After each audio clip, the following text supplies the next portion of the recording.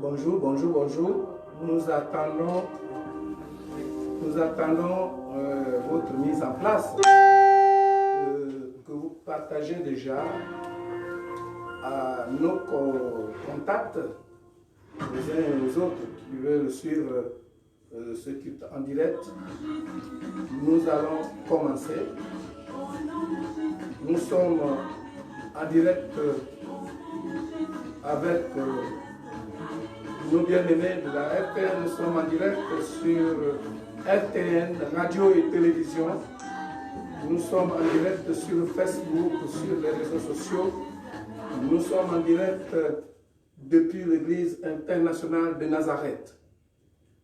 Je vous dis bonjour déjà, bonjour bien-aimés, bonjour mesdames, messieurs, bonjour chers frères et sœurs en Christ. Ce matin, j'ai un message pour vous. Merci bien-aimé pasteur William.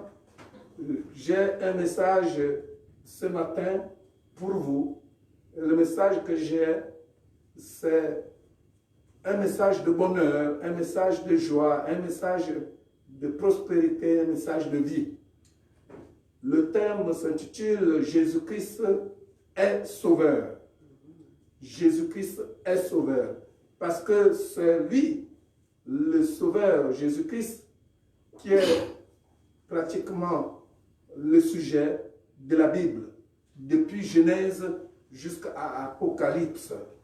Pour ce faire, je voudrais que nous puissions aller dans sa parole, dans la parole de Dieu. Nous allons d'abord à la Genèse, parce que pour que vous sachiez que Jésus-Christ est sauveur, pour que vous sachiez que Jésus-Christ est Seigneur et qu'il est le seul sujet, nous devons commencer la lecture dans le premier livre de la Bible. Dans le premier livre de la Bible, nous avons la genèse de l'humanité, la genèse de l'universalité, j'allais dire, l'univers, la genèse de l'univers. J'y arrive. Vous savez que quand on commence à annoncer un message de vie, le message de perturbation ne reste pas de côté. C'est pour cela que je prends l'autorité sur cette tribune pour dire à Satan et à ses démons, pour dire à tous les esprits impurs qu'ils sont vaincus au nom de Jésus-Christ. Je prends l'autorité qui m'est échue par Jésus-Christ pour vous tenir loin de nous et pour vous demander, pour vous commander de vous taire. La lecture, nous allons la commencer dans Genèse chapitre 1 au verset 26. La Bible déclare ceci. Puis Dieu dit, faisons l'homme à notre image, selon notre ressemblance, et qu'il domine sur les poissons de la mer, sur les oiseaux du ciel, sur le bétail, sur toute la terre et sur tous les reptiles qui rampent sur la terre. Cette déclaration du conseil trinitaire de Dieu a suscité la cause, la raison du combat de l'homme contre son adversité. Parce que ici, Dieu donna à l'homme le but de sa création, le but de son existence, c'est de dominer sur tout ce que Dieu a créé. Et cette domination a donné à l'homme une position supérieure, une position tant rêvée par le diable, mais qu'il n'aura plus jamais. Une position tant rêvée par la méchanceté, mais qu'elle n'aura plus jamais. Une position tant rêvée par le mensonge, mais qu'il n'aura plus jamais. Et là, Dieu a créé l'homme à sa ressemblance. Il a créé l'homme avec sa conscience, son intelligence et sa volonté. C'est justement dans l'intelligence et la volonté que la conscience entoure. C'est justement dans ces entités que le diable veut attaquer l'homme. Et pourquoi ce thème Jésus-Christ est sauveur? Mais parce que quand il y a la guerre, il y a combat. Et quand il y a combat, il faudrait qu'il y ait le salut à la fin ou la mort à la fin. Il n'y a que deux destinations. Soit on est sauvé, soit on est condamné à mourir. Et aujourd'hui, je t'annonce une bonne nouvelle. Tu as quelqu'un qui t'a sauvé, il s'appelle Jésus-Christ. C'est pourquoi Jésus-Christ est sauveur. Nous continuons la lecture de ce qui a suivi le schéma, autrement dit, le processus, le plan de Dieu pour l'homme. Le plan de Dieu pour l'homme était que Dieu donna à l'homme la position de dominateur, la position de la tête et non de la queue, la position du patron et non du patron et non de l'ouvrier, la position du donneur et non du commandeur. Chapitre 2, juste à côté, nous allons lire le verset 9, 8 et 9.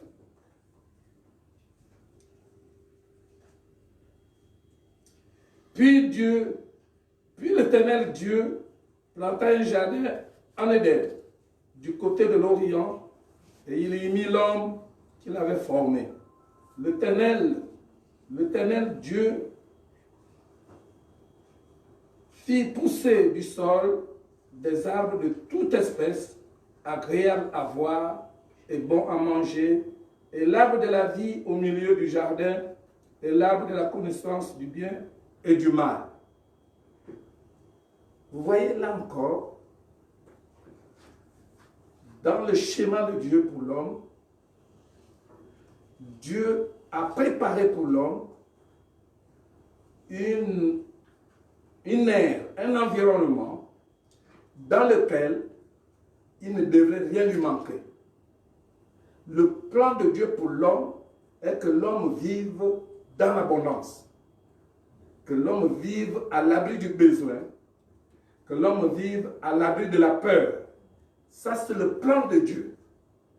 Et Dieu a pris l'homme qu'il a créé à son image, qu'il a créé à sa ressemblance, et il l'a mis dans le jardin qu'il avait pris le soin de faire pousser afin que l'homme puisse y demeurer pour le garder et pour le cultiver. Pour le garder et pour le cultiver. Ce matin, je voudrais dire à quelqu'un qui est en train de me suivre que tout ce que nous demandons à Dieu, selon sa volonté, il nous l'accorde. Et comment connaître la volonté de Dieu? Pour connaître la volonté de Dieu, il faut aller dans sa parole, dans la source. Et la source de sa volonté, c'est sa parole. Et là, nous sommes en train de voir ce que Dieu ne peut pas te refuser si tu le lui demandes en esprit et en vérité. Dieu ne peut pas te refuser de vivre dans l'abondance. Dieu ne peut pas te refuser de vivre en bonne santé. Dieu ne peut pas te refuser de vivre dans la paix. Pourquoi? Parce que c'est dans le schéma de son plan. Le plan parfait de Dieu, il a mis l'homme dans son jardin, le jardin pour que l'homme puisse le garder et le cultiver. Pourquoi le garder et le cultiver? Pourquoi le garder et le cultiver? On garde quelque chose quand il y a une adversité. On garde quelque chose quand il y a risque de perdition. On garde quelque chose quand il y a risque de dommage. Donc, Dieu savait, parce qu'il ne fait rien, qu'il n'a jamais révélé à ses serviteurs, les prophètes. Il savait ce qui devait se passer dans les jours à venir, dans les temps à venir. Et c'est pour cela qu'il a dit à l'homme de garder le jardin et de le cultiver. Alors, l'homme qui était dans le jardin, qui devait vivre l'abondance, qui devait vivre la paix, avait dans ce même jardin 2 arbres. Le premier était l'arbre de vie. Le premier était l'arbre de vie. Et cet arbre de vie n'était pas interdit à l'homme de consommer ses fruits. Et le second, c'était l'arbre de la connaissance du bien et du mal. Et c'est cet arbre à problème où il y a déjà le mal à son sein qui était interdit à l'homme. Et vous savez vous-même que le mal, c'est la méchanceté. Le mal est à l'origine de la méchanceté. Le mal est à l'origine de la maladie. La maladie vient du mal. Le mal est à l'origine de la désobéissance, la rébellion. La rébellion vient du mal. Et le mal lui-même, ce n'est pas pour rien que le diable est appelé le malin. C'est parce que lui, il trouve sa source d'inspiration dans le mal. Il trouve sa source d'inspiration dans le deuxième arbre, l'arbre de la connaissance du bien et du mal. Le diable ne trouve pas son inspiration dans le bien, mais il trouve son inspiration dans le mal, le second côté de cet arbre. Et c'est pour cela que Dieu avait demandé à l'homme de ne pas consommer de ce fruit-là, parce qu'en le consommant, il devrait cultiver en lui des gènes du mal. Et les gènes du mal produisent la maladie. Et la maladie produit, elle, la mort. Donc aujourd'hui, nous avons la grâce particulière d'être conduits par le Saint-Esprit pour découvrir en quoi Jésus-Christ est sauveur. En quoi Jésus-Christ est sauveur. Chapitre 3, nous allons lire le verset 14 et 15. L'Éternel Dieu dit au serpent, puisque tu as fait cela, tu seras maudit entre tous les bétails et entre tous les animaux des champs. Tu marcheras sur ton ventre et tu mangeras de la poussière de la terre. Et tu mangeras de la poussière de la terre.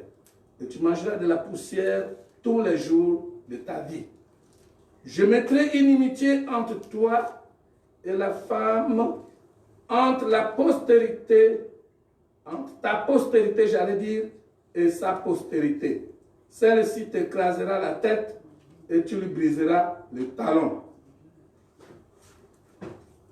La faute commise par le diable pour pousser la femme qui est homme avec grand H à consommer le fruit de la connaissance du bien et du mal. Dans ce fruit, il y a deux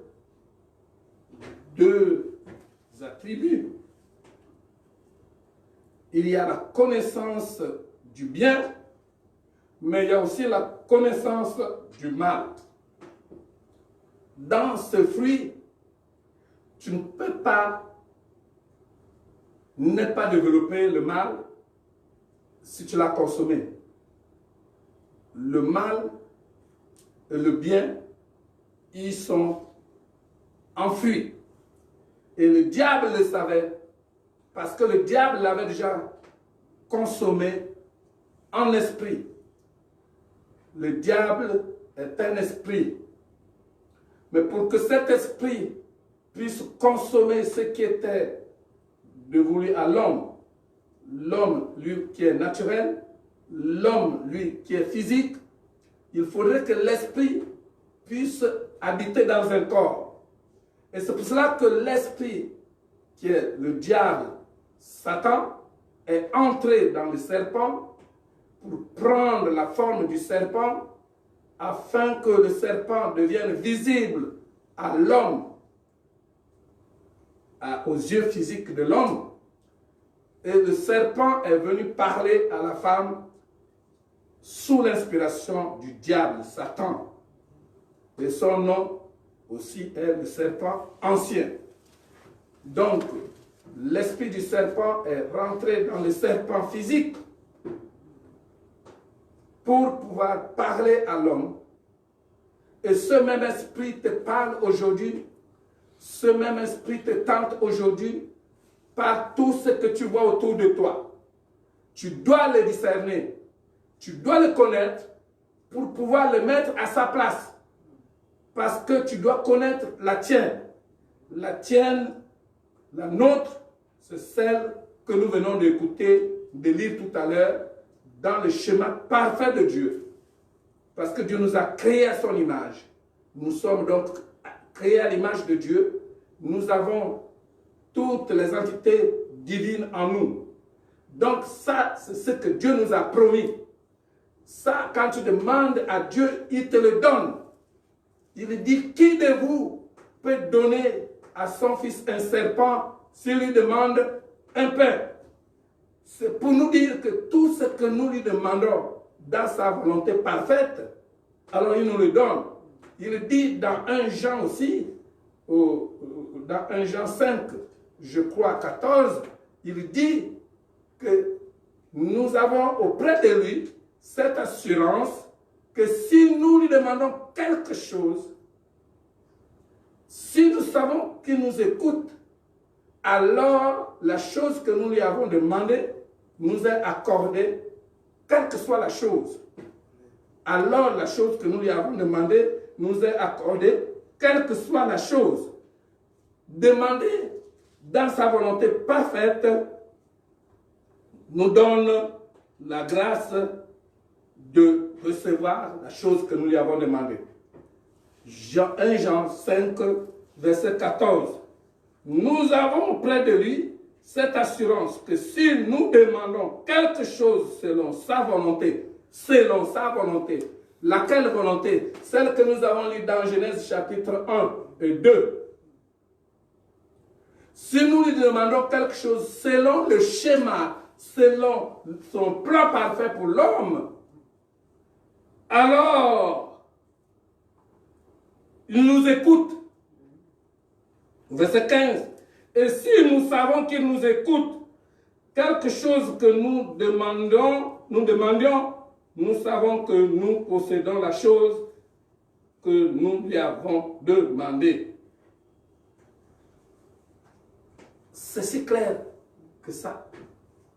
Si nous connaissons sa volonté c'est laquelle? C'est de nous avoir créés à sa ressemblance, de nous avoir mis au-dessus de toutes les autres créatures. C'est de nous avoir donné la possibilité, la latitude de vivre dans l'abondance. Parce qu'il nous a créé un jardin.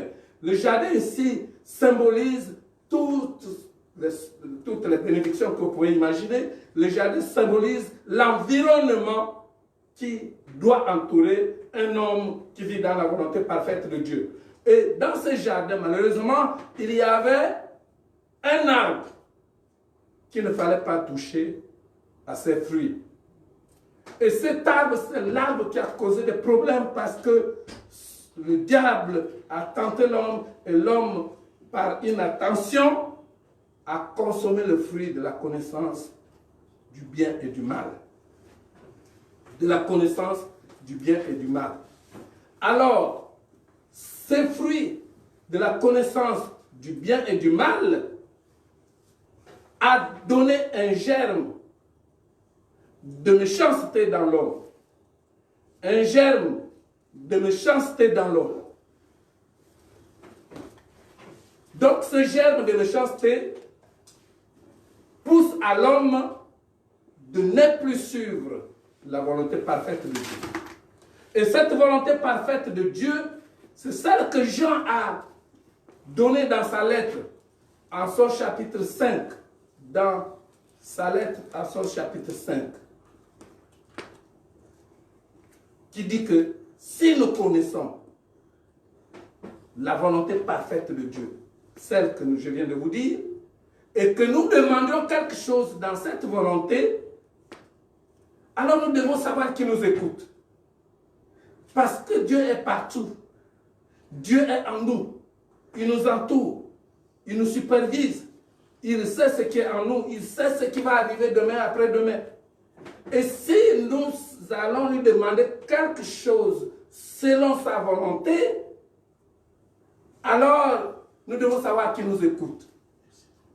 Et si nous savons qui nous écoute, la chose que nous avons demandée selon sa volonté nous est accordée, quelle que soit la chose. C'est-à-dire, si nous nous demandons la vie, il nous écoute. Parce qu'il nous a donné la vie. Il nous a donné l'arbre de vie. Il nous a donné de vivre. Si nous nous demandons la nourriture, il nous écoute parce qu'il nous a donné l'abondance de la nourriture.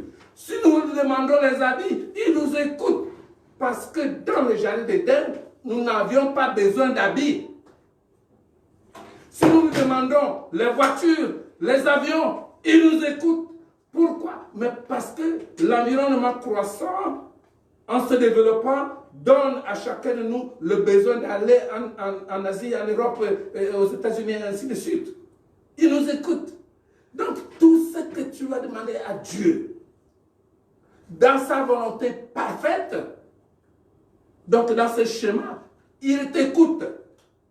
Et si toi, tu sais qu'il t'écoute, parce que la condition, c'est celle-là.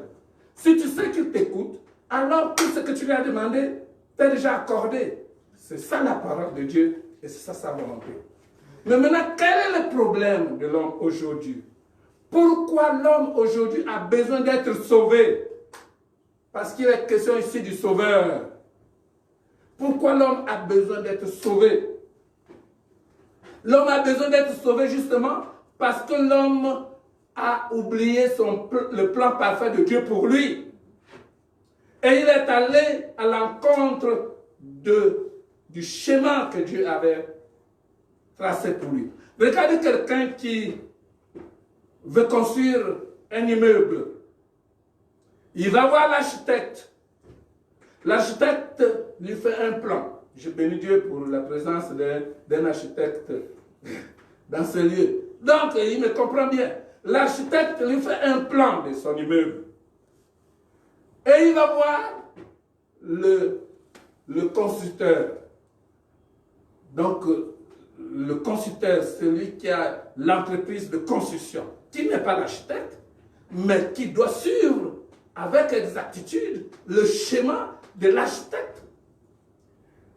Et que ce monsieur vienne vous construire votre immeuble en oubliant le plan de l'architecte, vous êtes à même de ne pas lui payer son salaire. Vous êtes à même de lui dire de recommencer.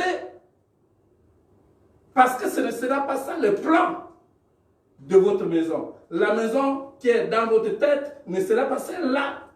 L'immeuble ne sera pas celui-là. Et c'est le cas de notre vie bien-aimée. C'est pourquoi nous avons des soucis aujourd'hui. C'est parce que nous sommes sortis du plan parfait, donc de l'architecture de Dieu, du dessein de Dieu. Nous sommes partis prendre le dessein de quelqu'un d'autre qui n'est pas notre Dieu. Et le salut vient pour nous ramener dans le plan parfait de Dieu, pour effacer la faute de l'architecte, du constructeur, du bâtisseur que nous sommes partis chercher. Et ce bâtisseur que nous sommes partis chercher, c'est un menteur. Il nous a fait rêver qu'il pouvait nous construire notre vie. Et aujourd'hui, il continue à le faire. Il te fait rêver. Il dit qu'en lui donnant ton derrière, tu seras bien. Tu te dis qu'en lui donnant, je ne sais pas quoi, de ta vie, tu seras bien. Ce n'est qu'un menteur. Après lui avoir tout donné, tu te rendras compte que l'architecture de ta vie a été faussée. Il te manquera toujours de quelque chose là-bas. Il te faut revenir. C'est pourquoi je te parlerai du Sauveur aujourd'hui. C'est pourquoi je te parle du Sauveur aujourd'hui. Et Dieu avait prophétisé. Il a dit, moi, le propriétaire de l'immeuble que tu as détruit, que tu as faussé le plan, je vais mettre un désaccord entre toi et celui qui doit occuper cet immeuble, le propriétaire de l'immeuble. Donc, entre la femme et toi, entre la postérité de la femme et ta postérité. C'est une affaire de génération, bien-aimée. Il y a une inimitié entre notre génération et la génération satanique. C'est un combat qui ne s'achèvera que le jour que l'Église sera enlevée. Nous sommes en inimitié. Bien-aimé, il n'y a pas d'amitié avec ces hommes qui représentent la génération du serpent, avec ces hommes qui représentent la génération du menteur. Quand je vois les églises aujourd'hui, quand je vois certaines personnes qui se disent leaders dans l'église aujourd'hui, chercher à combiner, chercher à arrondir les angles avec la génération du menteur, avec la génération de celui qui a détruit l'architecture de notre Père. Je dis, vous vous trompez. Vous vous trompez, bien-aimés. Il n'y aura jamais d'amitié là-dedans. Il n'y aura jamais d'entente fiable là-dedans. Il n'y aura jamais d'accord fiable là-dedans. Il n'y aura jamais de réconciliation là-dedans. Dieu n'a pas dit que je réconcilierai la postérité du diable, la postérité du serpent, avec la postérité de la femme. Dieu a dit, je mettrai une amitié. Je mettrai un combat. Je vais susciter un combat entre vous. C'est le combat qui a été déclaré. Et ce matin, je vous parle de ce combat. Ne vous levez pas. Quand on me dit, Dieu a dit, il va délivrer, alors restez calme. Attendons, je vous dis, pour que Dieu délivre, nous devons nous lever. Nous devons nous lever pour que Dieu nous utilise afin de combattre, parce qu'il est question du combat. Amen. Je mettrai une amitié entre ta postérité et la postérité de la femme. Et qu'est-ce qui va se passer? Ce qui va se passer, c'est que la postérité, ta postérité, mordra les talons de la postérité de la femme, de l'enfant de la femme. Mais il va se passer quelque chose. Quelque chose, c'est que la femme va mettre au monde cet enfant que tu vas mordre les talons, mais il t'écrasera la tête. Il t'écrasera la tête. C'est un combat qui a déjà eu lieu. Nous ne sommes que les gens qui sont restés à récolter, à vivre l'après-combat. Que quelqu'un dise l'après-combat. Nous sommes en train de vivre l'après-combat, c'est-à-dire les conséquences de ce combat. Alors, voilà que tout ce qui est bien, c'est que les choses se sont déroulées exactement selon la prophétie de Dieu, parce qu'elles sont conduites par Dieu lui-même. Et voilà que dans Luc chapitre 1, quelque chose se passe pour le salut de quelqu'un qui me suit maintenant. Dans Luc chapitre 1, la parole de Dieu écrite dans la Bible nous dit ceci.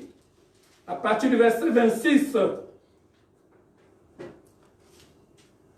Au 6e mois, l'ange Gabriel fut envoyé par Dieu, dites par Dieu, dans une ville de Galilée appelée Nazareth, auprès d'une vierge fiancée. Oh, alléluia. Auprès d'une vierge fiancée. Auprès d'une vierge fiancée à un homme. Donc une femme, dites une femme. Une femme. Alléluia. La prophétie a commencé à prendre corps. Auprès d'une fiancée d'un homme, d'une fiancée à un homme de la maison de David, nommé Joseph. Le nom de la vierge était Marie. L'ange entra chez elle et dit, « Je te salue, toi à qui une grâce a été faite, le Seigneur est avec toi. » Troublée par cette parole, Marie se demandait ce que pouvait signifier une telle salutation.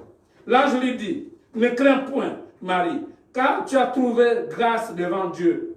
Et voici, tu deviendras enceinte et tu enfanteras un fils et tu lui donneras le nom de Jésus. Il sera grand et sera appelé fils du Très-Haut. Et le Seigneur Dieu lui donnera le trône de David, son père. Il régnera sur la maison de Jacob éternellement et son règne n'aura point de fin. » Voilà comment Dieu envoie son ange auprès d'une femme. Auprès d'une femme.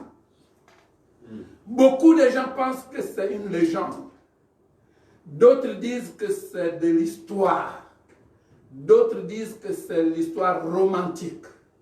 Mais moi je vous dis, en fonction de ce que j'ai vécu jusqu'à mon âge là, en fonction de l'expérience que j'ai faite auprès de cette parole, dans cette parole, je vous dis, c'est la vérité. C'est la vérité parce que ce qui est dit ici dans la Bible est une vérité.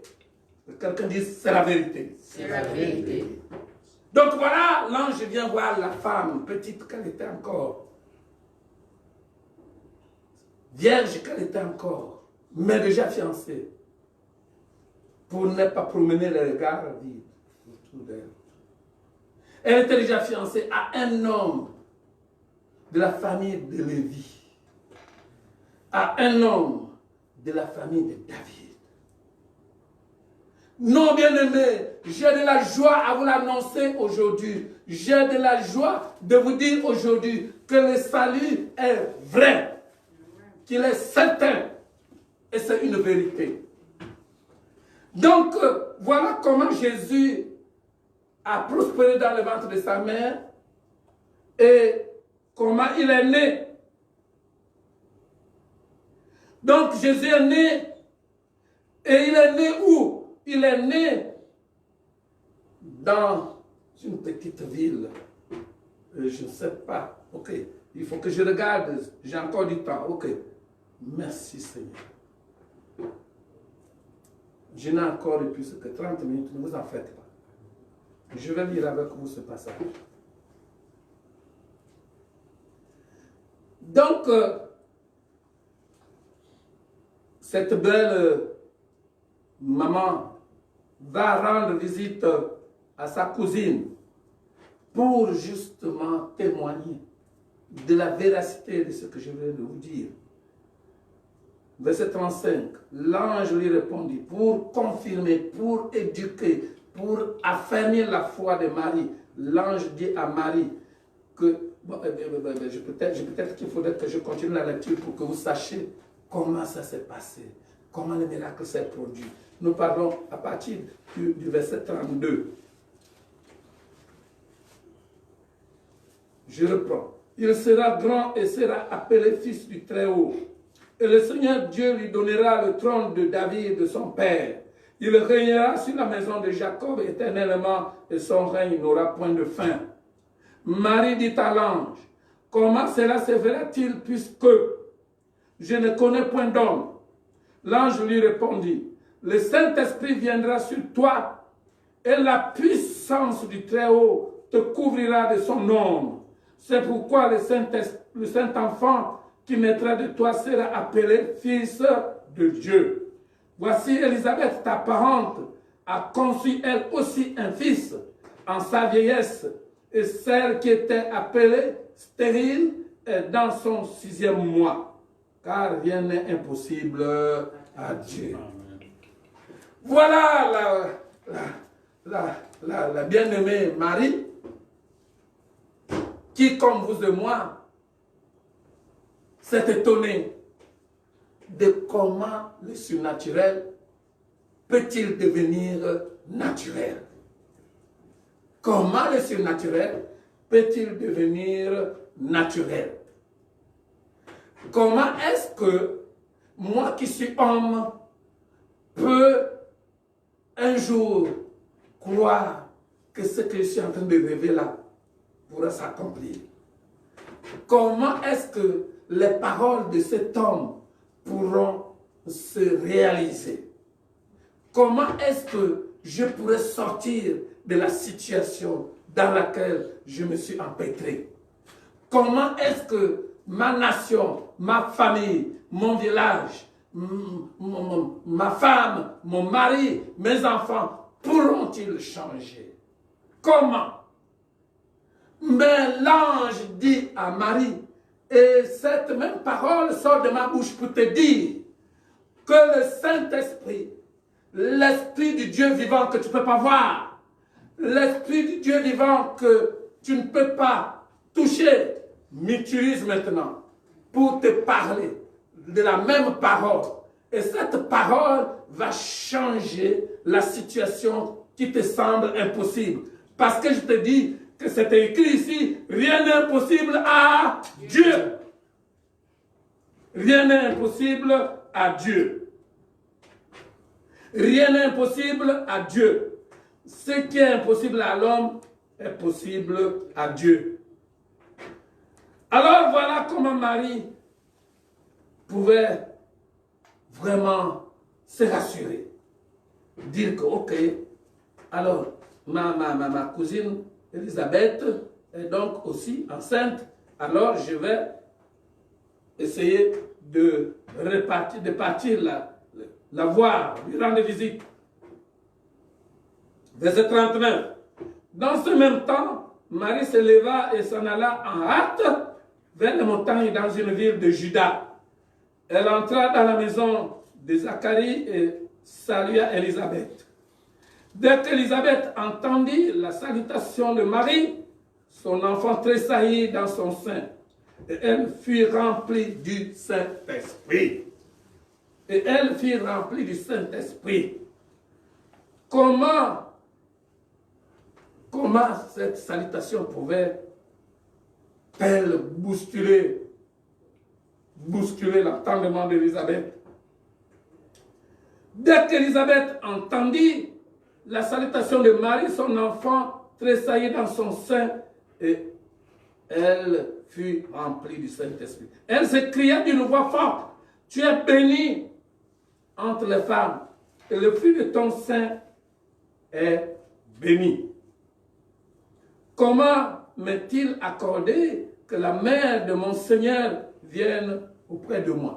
Vous voyez comment le Saint-Esprit utilise Élisabeth, qui n'était pas prophétesse. À l'instant même, elle prophétise. Elle prophétise de la venue du Fils de la femme.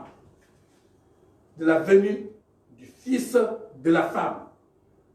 Pourquoi faire? Mais pour écraser la tête du serpent. Car voici aussitôt que la voix de ta salutation a frappé mon oreille, l'enfant a tressailli d'allégresse dans mon sein. Heureuse celle qui a cru, parce que les choses qui ont été dites de la part du Seigneur auront leur accomplissement. Alléluia, je suis très heureux ce matin de dire à quelqu'un de louer son Dieu, de dire à quelqu'un de sauter pour son Dieu, de dire à quelqu'un que toi, tu ne vas pas mourir. Je pense à celui qui est sur le lit de l'hôpital. Tu as eu la grâce d'aller à l'hôpital, mais crois que celui qui t'a amené à l'hôpital va te faire sortir de là-bas. Beaucoup n'ont pas eu cette grâce. Je pense à celui-là qui est dans sa maison. en train de gémir. Oh bien-aimé, j'ai une réponse pour toi ce matin. Tu ne mourras pas. À partir du moment où tu écoutes cette parole, tu peux déjà bouger de là où tu es. Tu peux déjà te lever de là où tu es. Sache que le Saint-Esprit m'a oint de la même puissance que Marie avait, que Élisabeth avait. C'est le même Saint-Esprit et c'est la même puissance, c'est la même parole qui entre dans ton oreille. Les autres, Élisabeth a eu l'enfant, Marie a eu l'enfant. Toi, tu as la guérison. Toi, tu as la délivrance. Toi, tu as la force.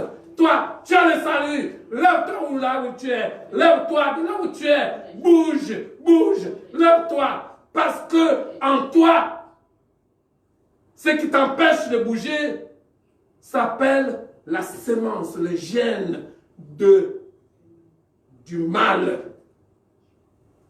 Ce sont les gènes du mal, les gènes incarnés par le serpent. Et c'est à cause de ces gènes que cet enfant est né. C'est à cause de ces gènes que cet enfant est né. Verset 45 dit ici, heureuse celle qui a cru. Il faut croire. Parce que les choses qui ont été dites de la part du Seigneur auront leur accomplissement. Il faut croire aux choses que tu entends maintenant. Croire, c'est mettre en pratique ce que tu entends. Croire, c'est réaliser ce que tu entends. Croire, c'est avoir une ferme conviction de ce que tu entends. Croire, c'est vivre ce que tu entends, les rendre matériels, les rendre physiques, les rendre palpables, les rendre visionnables par ton Saint-Esprit. Toi-même, tu peux te lever là où tu es. Je te le dis, cette maladie, ce mal, cette douleur que tu ressentais jusqu'à maintenant, tu ne les ressentiras plus. Au nom de Jésus-Christ, pour qui je parle. Mon âme exalte le Seigneur. Et mon esprit se réjouit en Dieu, mon Sauveur. Jésus-Christ, Sauveur. Nous sommes au verset 47. Verset 48. Parce qu'il a jeté les yeux sur la bassesse de sa servante. Ce matin, quelqu'un peut se réjouir. C'est une grâce particulière que je sois venu ce matin. C'est une grâce particulière que je sois là, en train de te parler. Et c'est ta grâce de m'écouter aussi.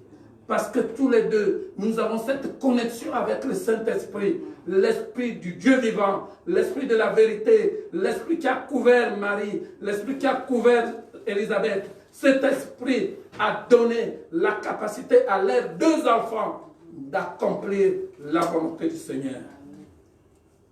L'enfant d'Élisabeth devrait venir préparer le chemin de l'enfant de Marie. Bien-aimés, nous sommes aujourd'hui en train de vous parler de choses réelles, de choses que nous vivons. Le serpent a créé, a enfanté, a inspiré des systèmes, plusieurs systèmes. Et chaque système a pour origine le serpent, l'esprit du serpent. Ces systèmes concourent à l'embrigadement, à la confiscation de ta liberté, de ton pouvoir de dominer sur eux, de ton pouvoir d'être prospère, de ton pouvoir de discernement, de ton pouvoir de marcher dans la vérité, de ton pouvoir d'être libre. Alors, toi, aujourd'hui, tu peux écouter cette parole afin de développer le contraire de ce que tu vis, afin de développer l'opposé de ce que tu vis, pour que tu reprennes le plan parfait de Dieu pour toi, les destinées de Dieu pour toi. Les destinées de Dieu pour toi sont évidentes. Dieu dit, et je te le répète, je l'avais déjà dit tout à l'heure, que si tu sais qu'il t'écoute, c'est parce que tu parles, c'est parce que tu réfléchis, c'est parce que tu penses à son plan parfait pour toi. Il ne t'a pas créé pour que tu souffres. Les plans de Dieu ne sont pas les plans de malheur et de bonheur pour toi. Ne sont pas les plans de malheur pour toi, mais ce sont les plans de paix et de bonheur pour toi. Ce n'est pas l'association malheur plus bonheur. Non. Plan de paix et de bonheur. Le diable vient te dire que oui, tout cela c'est la vie. Il faut connaître le bien. Il faut aussi associer au mal. Non, refuse le mal. Tu n'as pas été créé pour vivre le mal. Et aujourd'hui, nous sommes en train de combattre le mal. Nous combattons avec les armes qui nous sont favorables. Et nos armes, je voudrais parler à quelqu'un. Quelqu'un m'a dit,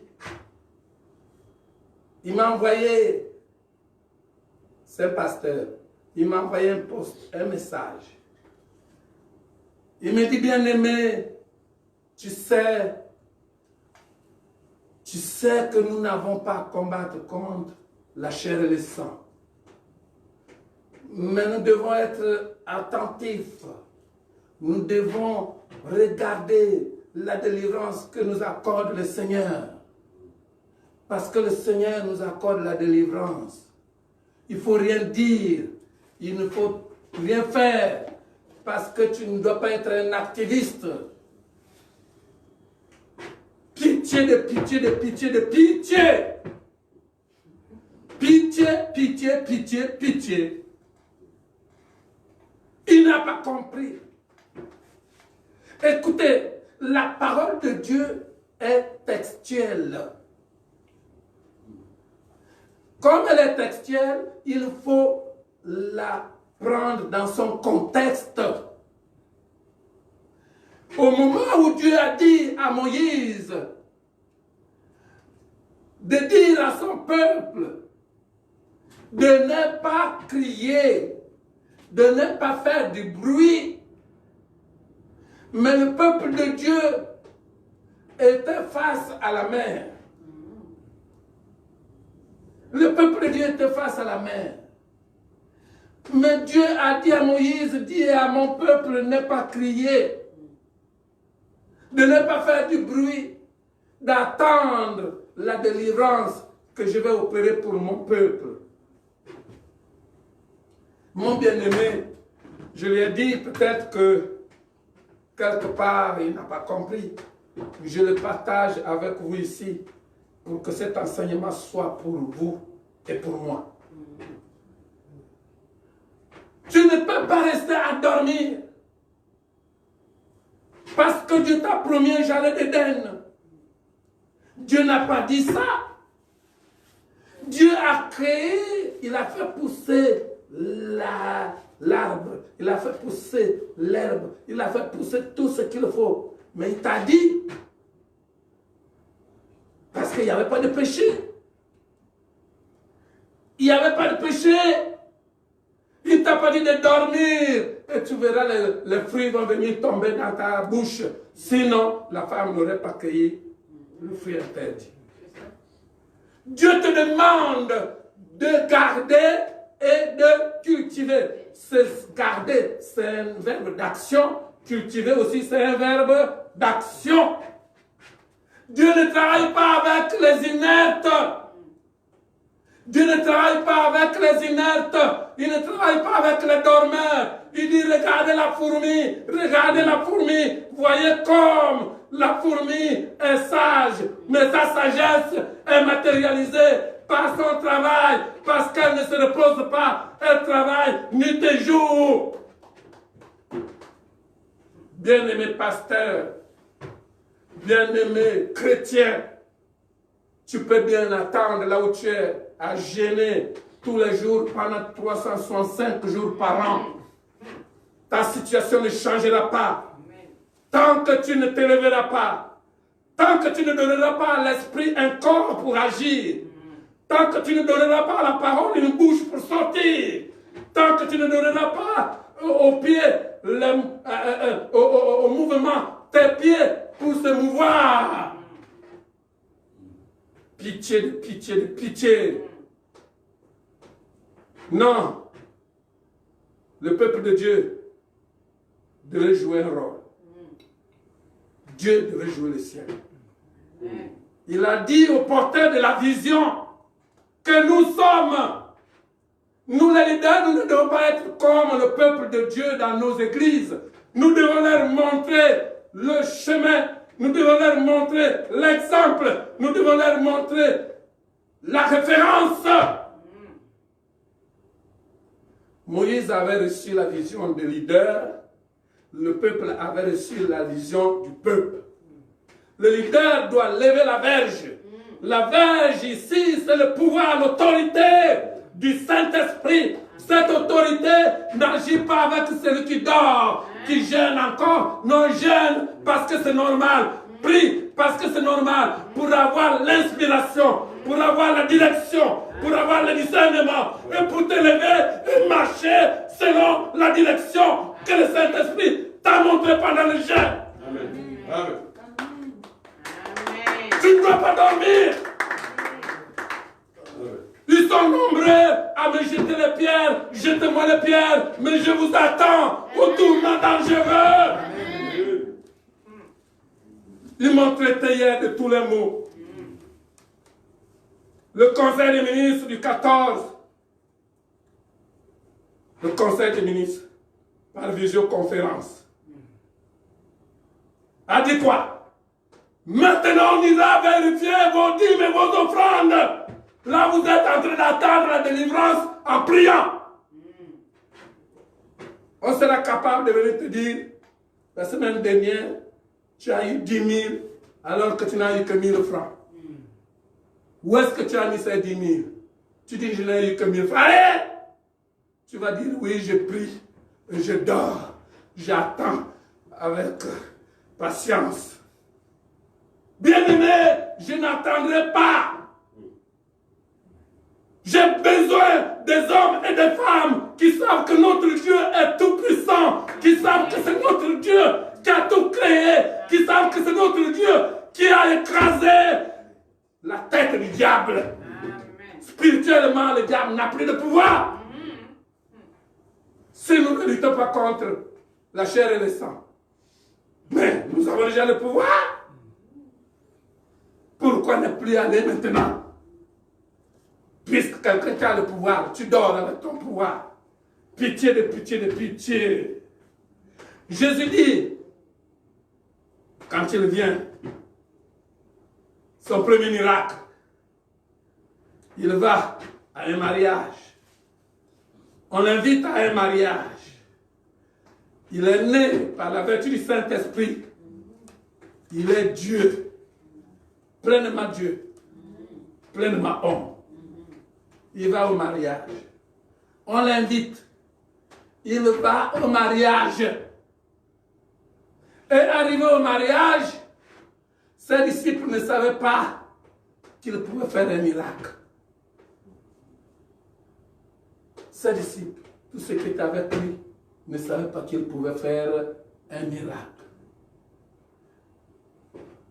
Ils vont au mariage. Voilà que les gens du mariage n'ont plus de vin. Waouh! Il n'y a plus de vin. Et, la mère qui connaissait la genèse de son fils, la mère qui savait que cet enfant-là n'est pas né de la semence d'un homme, dit, ils n'ont plus de vin.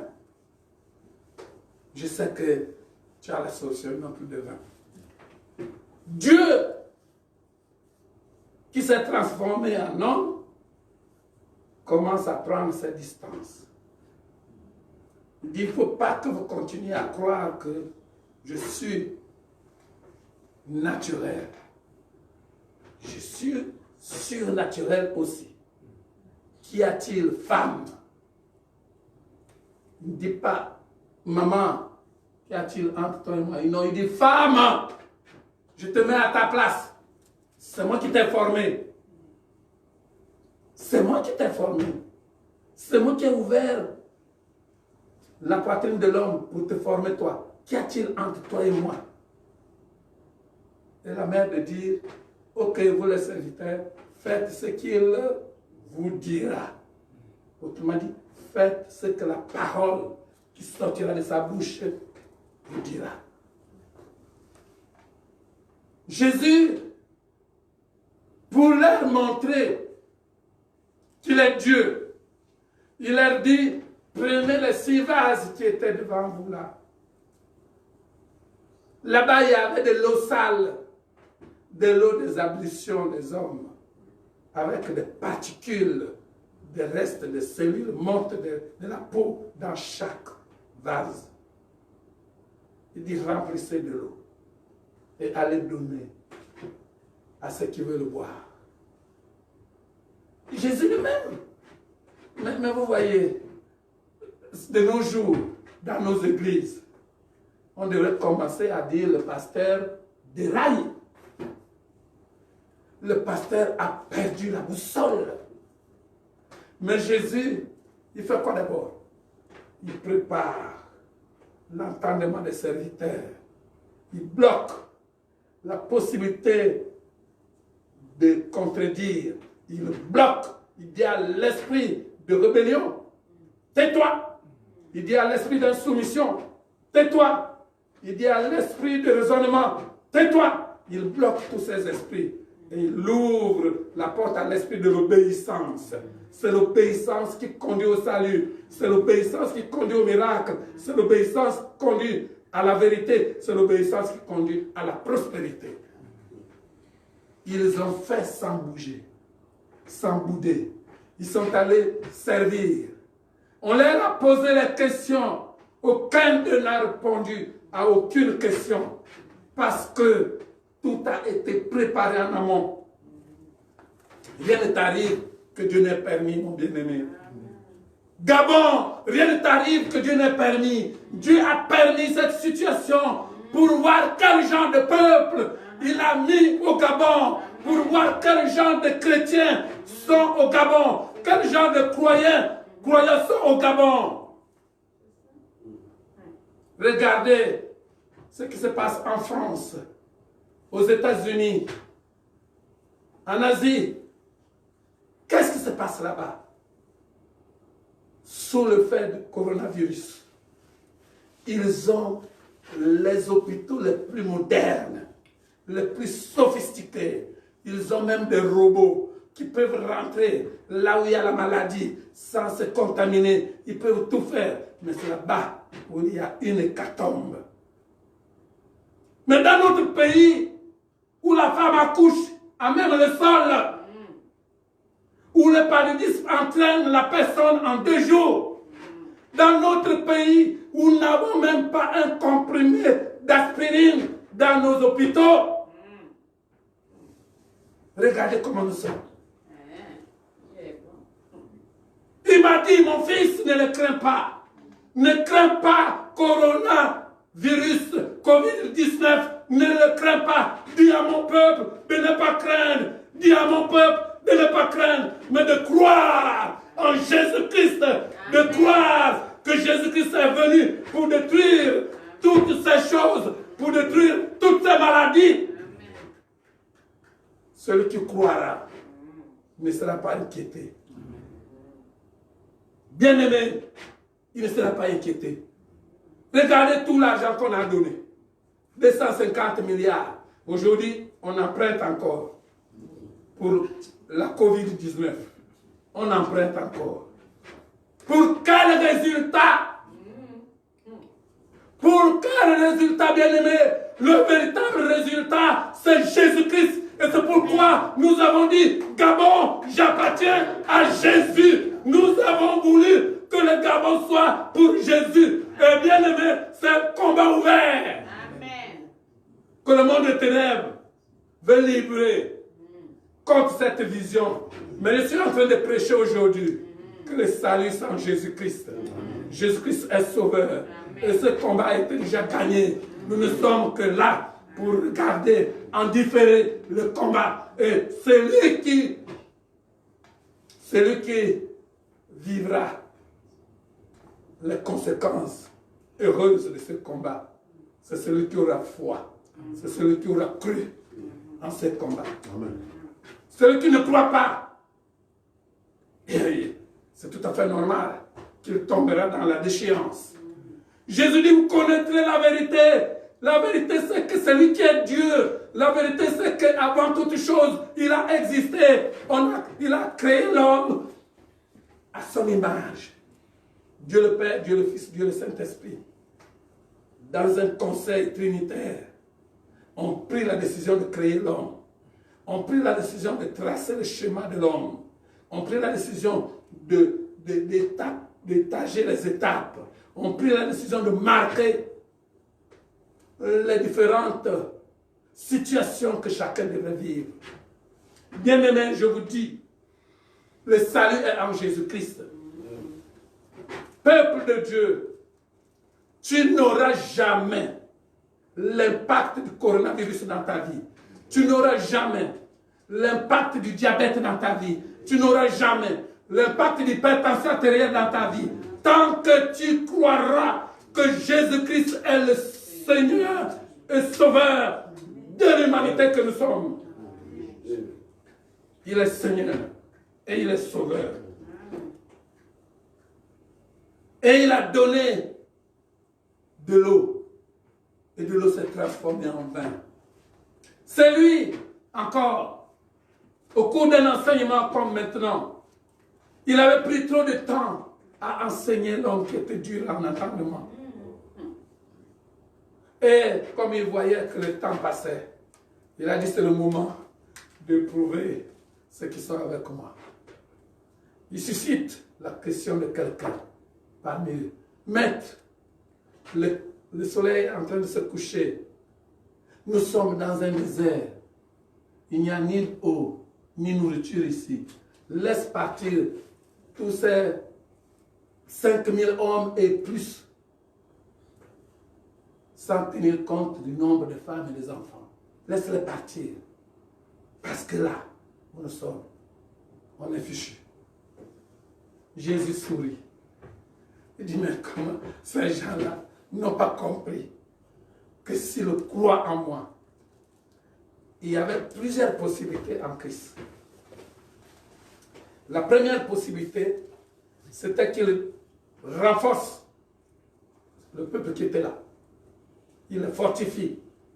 Celui qui donne la force du buffle à ses serviteurs. Celui qui fait déborder la coupe de l'énergie à ses serviteurs.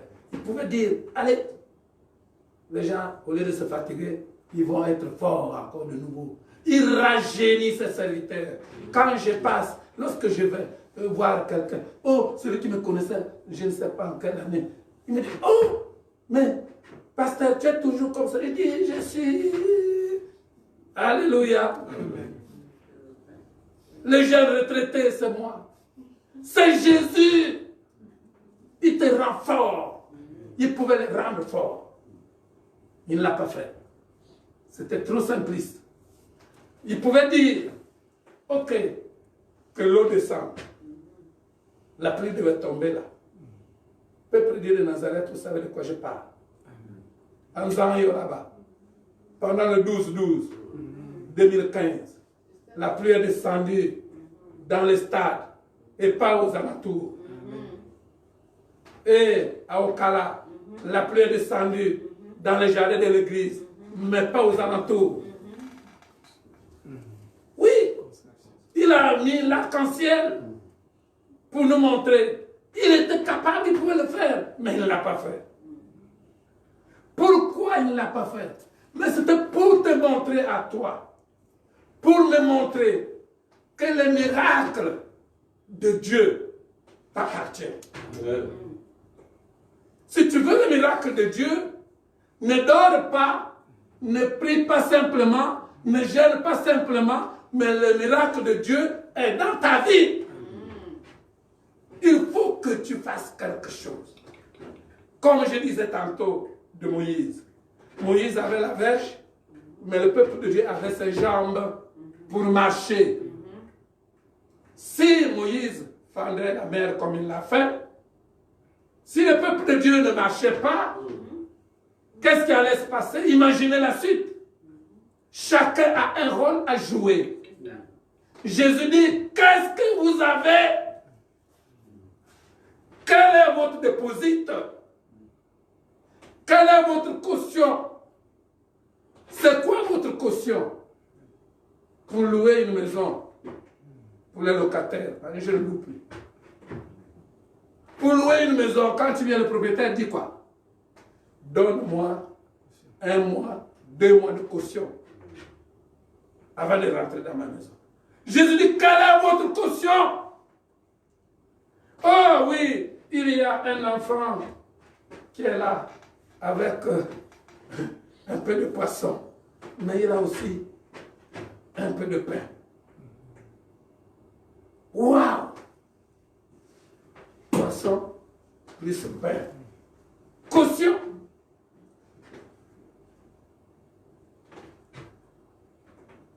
Si tu n'as pas de caution, ton miracle attendra.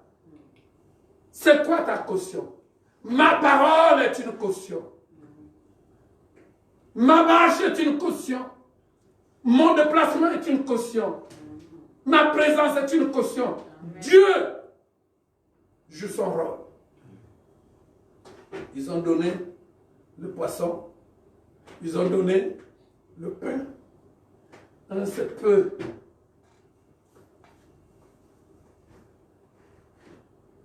Je n'ai que 5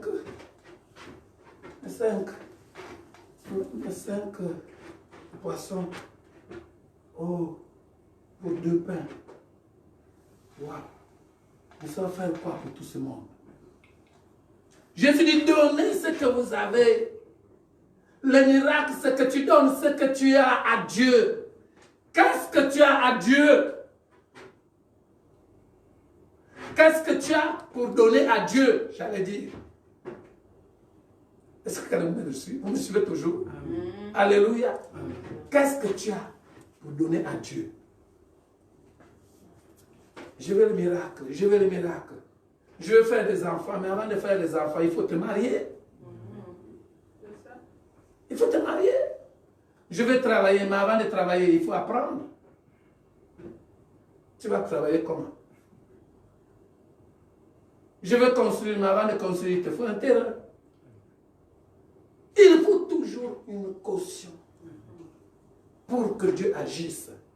Peuple de Dieu, le Gabon est en train de sombrer. Ce n'est pas parce que Dieu n'est plus Dieu, mais c'est parce que tu as ignoré quel est le rôle que tu dois jouer. Jésus est le même hier, aujourd'hui et éternellement. Tu dois connaître quel est ton rôle. Autant de temps que tu attendras ton miracle, le miracle attendra. Quelle est ta caution? Quelle est ta caution? Le mensonge est en train de te tuer jusqu'aux os. La corruption prend des cheveux jusqu'aux orteils. Le type est toujours là. Il dit, j'attends que Dieu agisse. J'attends que Dieu agisse. Jésus a pris le poisson. Jésus a pris le pain. Il a montré au ciel. Il a dit à son Père, je te rends grâce parce que tu avais déjà prévu ça. Il fallait la caution. Tu ne vas pas dire à Dieu qu'il ne t'a pas prévu la caution? Tous les matins, on te voit sortir de chez toi. Tu as quand même la force pour manger. Tu as quand même la parole pour demander. Mais tu n'as pas la parole pour parler.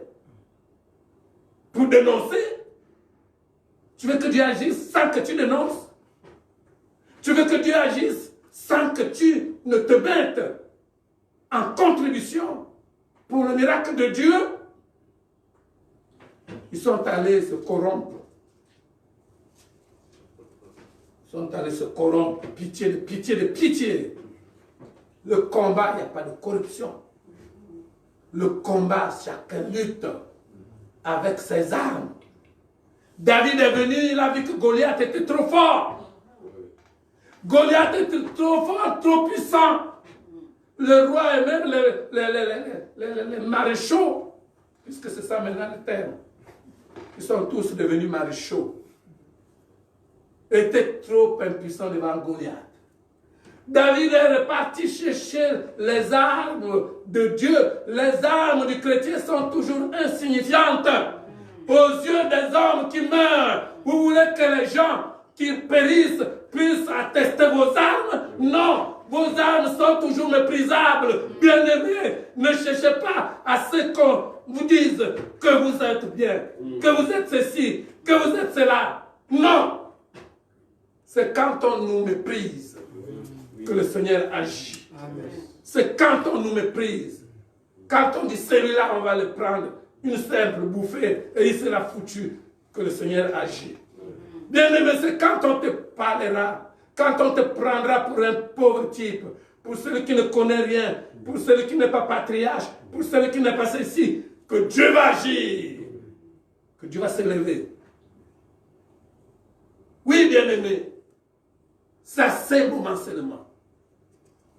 David prend ses petits cailloux, il prend sa petite fronde et il danse devant Goliath. Goliath dit, mais regardez-moi ce chien-là, mais comment on m'a envoyé un chien? On est en train de nous lier les mains, les pieds.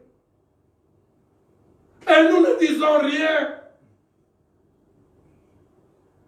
Ils disent, bon, comme ils sont confinés, comme on les empêche de se rassembler, comme on les empêche de faire ci, cela. Et on a mis en tête des gens qui ont peur pour leur vie, des égocentriques. Et ils sont en train de dire, taisez-vous, on attend Dieu va agir. Oh, dans le calme et la tranquillité. Non! Les choses ont changé. Moïse, aujourd'hui, c'est Jésus-Christ. Il n'y a plus de Moïse aujourd'hui. Moïse a changé. Il n'est plus Moïse. Il s'appelle Jésus-Christ de Nazareth. Il s'appelle maintenant Jésus-Christ de Nazareth. Il a changé. Avant sa mort, c'était possible. Mais maintenant, c'est plus possible. L'Esprit de Dieu habite en toi maintenant. Tu n'as plus besoin qu'on vienne te prendre par une certaine maçonnerie ou franc-maçonnerie ou magie blanche ou noire ou la sorcellerie ou quoi, je ne sais pas. C'est trop tard. Ils ont été vaincus. Amen. Ils ont été vaincus. Ils ont été mis en spectacle à la croix. Et Jésus de Nazareth a triomphé d'eux publiquement. En ressuscitant des morts, il t'a donné le pouvoir. Dans Matthieu 28, 19, il dit, voici, toute autorité m'a été donnée. Alléluia. Amen. Alléluia. C'est par là que je vais m'arrêter. Je vais lire avec vous ce passage pour vous expliquer. Et puis, je vais m'arrêter, on va prier. Je vais terminer, on va prier. Matthieu chapitre 28, bien-aimé. Verset 18.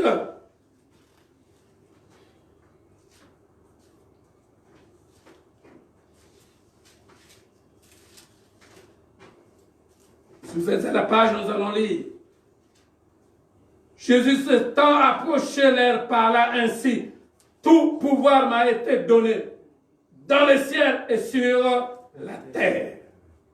Allez, faites de toutes les nations des disciples, les baptisant au nom du Père, du Fils et du Saint-Esprit, et enseignez-leur à observer tout ce que je vous ai prescrit. C'est cela que je suis en train de vous dire. Et il dit, en concluant, voici, je suis avec vous tous les jours jusqu'à la fin du monde. Il n'y a pas un seul jour qui ne sera pas avec nous. Il est avec nous tous les jours. Donc les jours qu'on nous arrête, il est là. Les jours qu'on nous amène en prison, il est là pour nous tirer de ces prisons. Pour preuve, le pasteur Ngoussi est en train de prêcher. Le 23, il était dans le sous-sol. Le 23, il l'a sorti du sous-sol. C'est Jésus qui vous a utilisé. C'est Jésus qui est allé réveiller ceux-là pour pouvoir dire attention, attention, c'est mon serviteur. C'est Jésus. Pendant que d'autres qui pensaient, mais même si ceux-là qui croyaient, qui m'ont dit, quand il fait cette déclaration, je n'étais pas. Même si tu t'étais levé, si c'était toi, je serais encore là-bas. Jésus a ses instruments. qu'il soulève celui qu'il veut qu'il soulève ce jour-là. Bien-aimé, s'il se taise, il dit, même les cailloux vont m'honorer, même les cailloux vont me glorifier. Ça, c'est la parole de Jésus. Amen. Ne les suivez pas. Si vous les suivez, vous aurez le compte à rendre au Seigneur de gloire. Il est en même temps le Dieu des armées, mais il est aussi le prince de paix. Il n'est pas seulement prince de paix, mais il est aussi le Dieu des armées. Et toute armée est constituée pour quoi? Pour la guerre. Pour la guerre. C'est lui qui est le Dieu de justice. Alléluia. Il est le Dieu de vérité. C'est lui qui a créé le menteur. C'est lui qui permet au mensonge de prospérer. Mais il permet aussi à la vérité d'arrêter le mensonge. C'est ce Dieu-là. Il n'est pas seulement l'un sauf l'autre. Non. Il est Alpha et il est l'Oméga. N'allez pas croire qu'il est seulement Alpha. Non. Il est aussi l'Oméga. C'est lui qui me protège. On a failli m'empoisonner à plusieurs reprises. Il a annulé ce poison. Je suis venu, j'ai témoigné à l'église. Il a annulé ce poison. On a failli m'enlever à 2016 officiellement. On a failli m'enlever à Mwanda quand j'allais à Pana. C'est lui qui me protège. Et les gens qui veulent m'enlever, ils viennent trembler devant moi. C'est lui qui le fait trembler. Qui suis-je? Je n'ai même plus d'armes. J'avais une arme quand j'étais officier, mais maintenant je ne suis plus officier. Je n'ai plus d'armes. Mon arme maintenant est une arme invisible. Invisible. Bien-aimé, il faut que tu joues ton rôle. Regardez les enfants qui sont enlevés. L'autre jour, une maman nous a envoyé une lettre, un mandat, pour dire, oh, société civile, occupez-vous de mon enfant. Nous sommes allés dans les institutions internationales. Georges Parra, mon petit frère et moi, nous sommes partis à la DGR. Nous sommes partis partout. Bien aimé, ça, c'est pas anti-biblique. Si on vous dit que le pasteur qui fait ces choses est sorti de la loi de Dieu, ce sont des menteurs. Ils veulent vous intimider. Jésus-Christ a dit, j'étais en prison, vous ne m'avez pas rendu visite. J'étais malade, vous ne m'avez pas rendu visite. C'est Jésus. Renaldi, le pauvre petit, qui a été enlevé. Aujourd'hui, on arrête les gens pour des faits qui leur sont reprochés, récents, les faits récents. Mais pourquoi on n'arrête pas? Pourquoi on n'arrête pas l'auteur de l'enlèvement de Renaldi? Pourquoi on n'arrête pas les auteurs de crimes rituels? Pourquoi les procès ne sont pas radiodiffusés? Pourquoi les différentes opérations ne vont pas jusqu'à leur terme? Mais pourquoi seulement l'Église? Pourquoi seulement les pasteurs? Pourquoi seulement les hommes de Dieu? Mais parce que nous avons dit, Gabon, j'appartiens à Jésus. C'est un combat entre Dieu et eux. Ce n'est pas notre combat. Nous devons nous lever et Dieu va agir. Alléluia. Alléluia. Que Dieu soit loué. Amen. Et sachons, bien aimés, que le résultat est déjà là. Amen. Croyons, bien aimés. 2020, c'est l'année de la théophanie. Nous n'allons pas voir cela en songe seulement. Nous allons vivre cela naturellement. Ce qui est surnaturel sera rendu naturel. Nous allons vivre cela ici au Gabon. Et le Gabon sera un témoignage de Jésus-Christ dans le monde entier. Si vous voyez toutes ces lois-là, ce ne sont pas des lois pour glorifier Jésus. Ce sont des lois pour élever le diable, pour opposer le diable à Jésus-Christ. Mais le combat est gagné d'avance. Je vous le dis, le combat est gagné d'avance. Que quelqu'un dise Amen. Amen. Merci.